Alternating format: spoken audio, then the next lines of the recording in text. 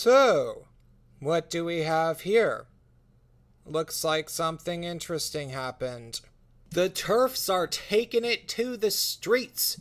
They are getting out from behind the Twitter avatars and showing themselves in the light of day. The trans exclusionary radical feminists are making a more serious push.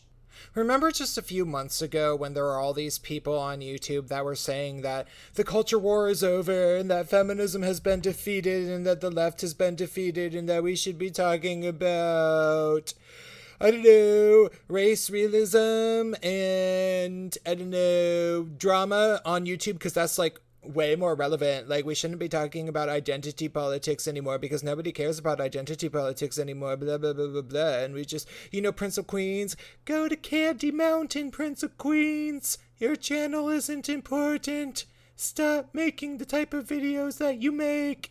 You're boring. The audience doesn't want to see videos about the LGBT community being monopolized by feminists and the inevitable infighting that's about to happen due to budget cuts. Nobody cares. Prince of Queens, you're just a conspiracy theorist because, you make predictions about the types of trends that are going to happen based around things that are actually happening in politics, and nobody ever actually comes up with conspiracies. There's never been a single political conspiracy that's ever actually happened. And if you ever talk about things that are conspiracies in relation to politics, then you are a conspiracy theorist. So, oh my God, you're a conspiracy theorist. Hey, everybody, it's Prince of Queens. You probably figured that out. I'm just kind of making a really, really long introductory joke because yet again, I called it. There's so many things at this point that if you've been a long time subscriber to my channel, you've noticed that I have been predicting what happen in politics, and people call me a conspiracy theorist, and then the trends keep following in line with what I said was probably going to happen. Too many to name, really. I always said that Bernie Sanders would be cheated out of the election. I always said that Everyday Feminism was a pro-Hillary Clinton blog that was probably going to go out of business if she lost the election. Well, I was right about both those things pretty clearly. I mean, it's not 110% certain.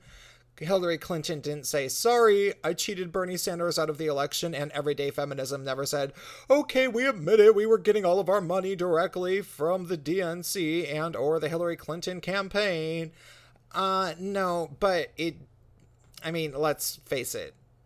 Does anybody actually think that Bernie Sanders was not cheated out of the election? I know that there's some Democrat-type people who would say that they don't believe him to have been, but I think that we all know that they know that they're lying, right? So one of the more recent conspiracy theories that I was accused of making, which honestly to me seemed just like common sense, if you have any sense of understanding about how feminist lobbying, industry, politics, and their heinous grip over the LGBT community. If you have an understanding about how feminism works, especially in the current year, if you have a firm understanding of the ideology, what the ideology says, and the ways in which it tries to expand itself into every facet of culture and institutions and government so that it can have a control over those things and continue to secure more power for the greater ideology and or sisterhood, if you really, really understand that stuff, well, obviously, the whole TERF thing, honestly, you could have seen it coming from a mile away, and truthfully, I really did. Now, I want to give a little bit of backstory. TERF, aka Trans Exclusionary Radical Feminist, that's a term that's been used very, very carelessly over the past 5 or 6 years especially. And honestly, the best comparison to the word TERF that you could probably come up with is that it's used as carelessly amongst the feminist ranks as Nazi is in more mainstream cultural political conversations. TERF is a term generally used by feminists to describe feminists that they feel are being somewhat quote-unquote transphobic or quote-unquote not inclusive of trans women enough, even when, in most cases, the woman is trying their best not to be transphobic and trying their best to include transgender women. So, you know, a woman can get called a TERF for even saying that, I don't know, maybe a trans woman shouldn't be using female showers or something. Like, it is legitimately that bad. So that's what people think of as a TERF, and it's just been this horribly abused term. And it's really kind of a shame because there actually are real TERFs, like people who aren't just exclusionary of transgender women in terms of what they view feminism to be, but rather they legitimately actually really have a problem with transgender women, and in particular they have a problem with transgender women claiming that they should be a part of feminism. Now, I have made entire videos about this, and really mainly this one in particular that I'm going to link in the description called The Worst Thing About TERFs, Feminism Incorporated's Budget Cuts. And truthfully, this is, just go ahead and watch that video. It's from about a year ago. I called it. I seriously called it. It's like 20 minutes long.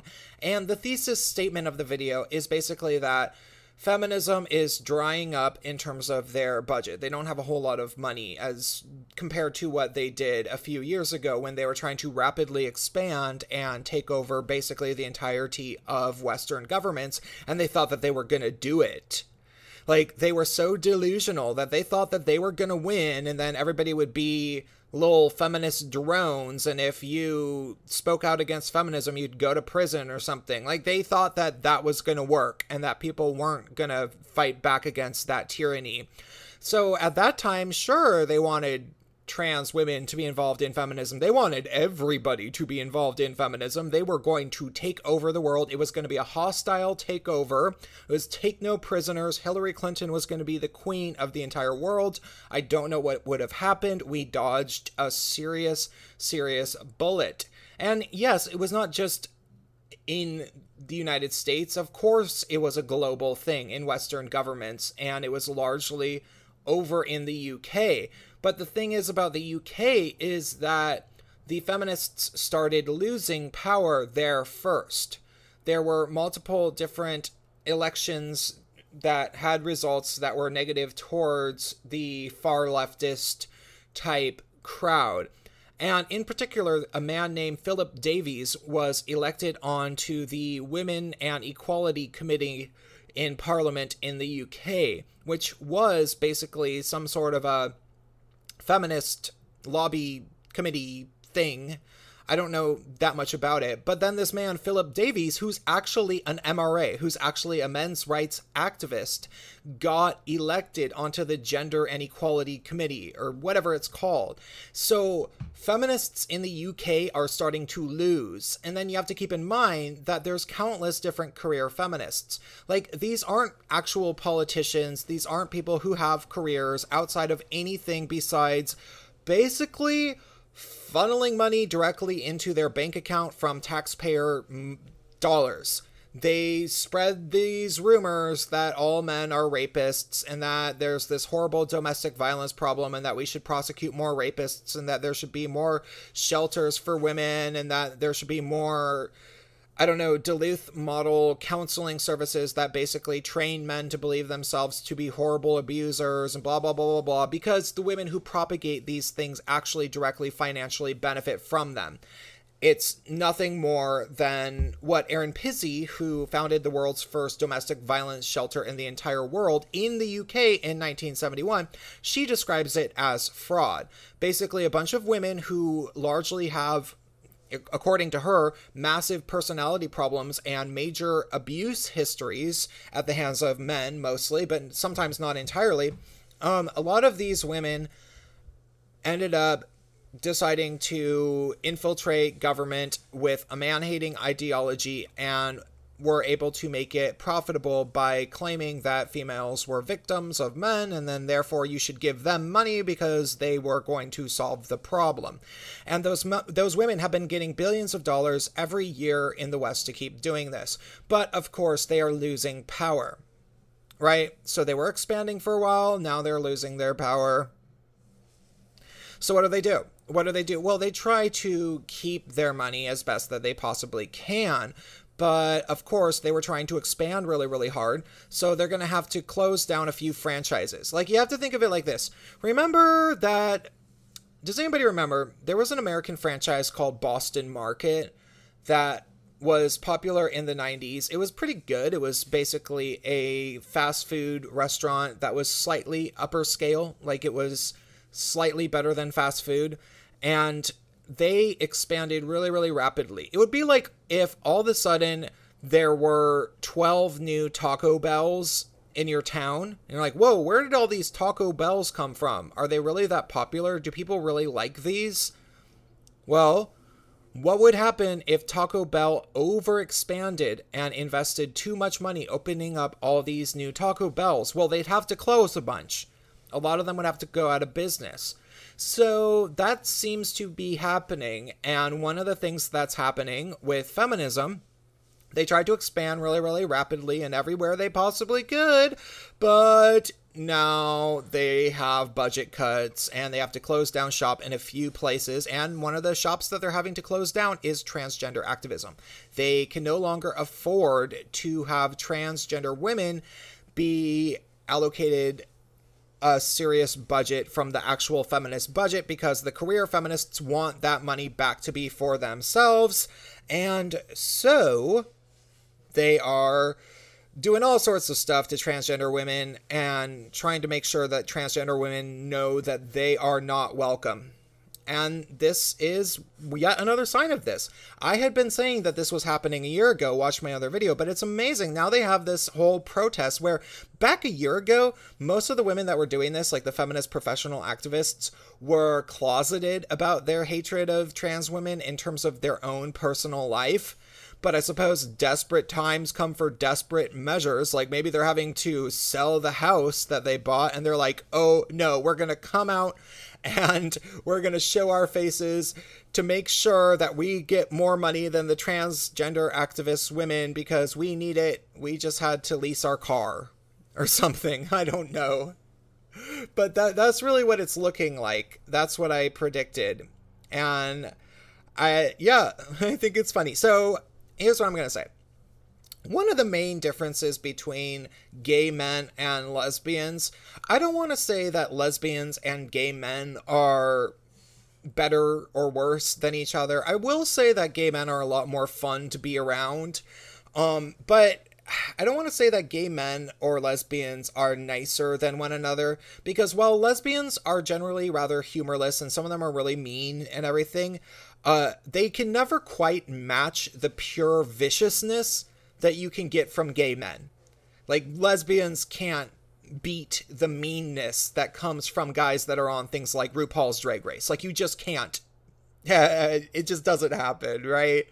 But what I will say is that with gay men, you at least know what you're getting. Lesbians will go through periods of time when they will pretend that they are altruistic and that they're sucking up to you and that they're the ones that care about you and that blah, blah, blah, blah, blah. Oh, you can be safe with us. We're the lesbians. We're PC. We care about you, blah, blah, blah. But they only care about themselves and a few other women that they're really loyal to for a few reasons, which is probably why most lesbians really only have a few friends. There's definitely exceptions to this, but The massive quantity of lesbians that I've run into over the course of my life have a very strong inner circle of friends, and that's about it. They only care about them and a few others. And when they try to pretend to be the good people that's sticking up for minorities, it's completely shallow and transparent. It's very self-serving. It's just so long as to make them look good. Well, with gay men, you never really get any of that. Like, gay men never really make any promises that gay men are going to care for you and do all these things. No. I mean, they'll say, hey, we'll accept you. We don't give a crap what you do. You can come to our underground gay male sex dance party, and if you are going to use crystal meth, just make sure to do it in the bathroom stall so nobody can see you and you can get fisted in front of the whole room. We don't care. But they also are not going to sit there and say that they're going to help you because they're gay men. They're like, no, I'm not. If you do take crystal meth and you overdose, we'll try to call the ER, but we're certainly not going to let any of the paramedics into our underground sex party because it's illegal. So we're going to put you on the sidewalk. So that's the difference between gay men and lesbians. And who's better? I don't know. But at least gay men don't lie. Like, at least gay men are not inconsistent with how they are. They aren't two-faced in that kind of way. And so I do appreciate that about gay men. Lesbians did a pretty awful thing by pretending to trans women that they were willing to be accepting of trans women and that they could just join the sisterhood. And then they're like, oh, sorry, we don't have any more space in the sisterhood. You got to go. We hate you. You're rapists. Like, that's pretty messed up. Can we all admit that? And it's going to keep happening. It's going to keep happening. Trans women, I've been warning you for about a year now, at least, over a year. And you keep thinking that feminists are your friends or something, and that gay men are icky and mean because we are more honest. Okay, well, have fun with that. Let's see how this ends. Okay, because I honestly, legitimately believe that transgender women have a lot more in common with gay men, simply because we get treated like crap. You know, like, we were born with penises and we get treated like crap in the same way that people with penises do. But we also commonly don't get included into things that are more geared to be towards heterosexual men. Like, we kind of get the bum end of the bargain in general, just being a non-heterosexual male who is born with a penis. Now, you can accept that and just kind of get used to it and everything, which is what I've done. I don't think that gay men and trans women together are going to rise up and become the new aristocracy or whatever. I think that that's a better course of action. Just accept that, yeah, we're always going to be kind of marginalized because we are a drastic minority. We're never going to be the majority. Or you can start getting delusional and thinking that together with the feminists, you are going to start oppressing the heterosexual males, which A, is never going to happen because you're never going to win. You're never going to beat the heterosexual men, especially if the cisgender women are in charge. They're not very good generals in that fight. It's just never going to happen, honestly. But B, even if that were to happen, you still wouldn't get to sit around in a lap of luxury like the feminists will kind of make it sound like maybe you will. No. When the female supremacy starts, it will be a small select few of aristocrats, and I don't think there's really going to be too many trans women invited. And if there was, who would it be? Like Caitlyn Jenner and Laverne Cox or whatever? I don't know. They're always going to turn on you. They're always going to turn on each other. It's not the straight guys that you got to worry about so much right now. I mean, maybe sometimes, but you can usually kind of avoid them, right? But really, the people that you have to worry about right now are all of the backstabbing, two-faced feminists that you maybe considered friends over the last couple of years, who it turns out that they really, really care a lot more about their own self-interest than they do about being a good, loyal friend, because that is the nature of these people that you surrounded yourself with. Now, I'd obviously be lying if I said that gay men are going to be a whole lot better, because honestly, gay men aren't super, super great at being charitable and loyal as individuals, but at least they never really pretended to be. That's all.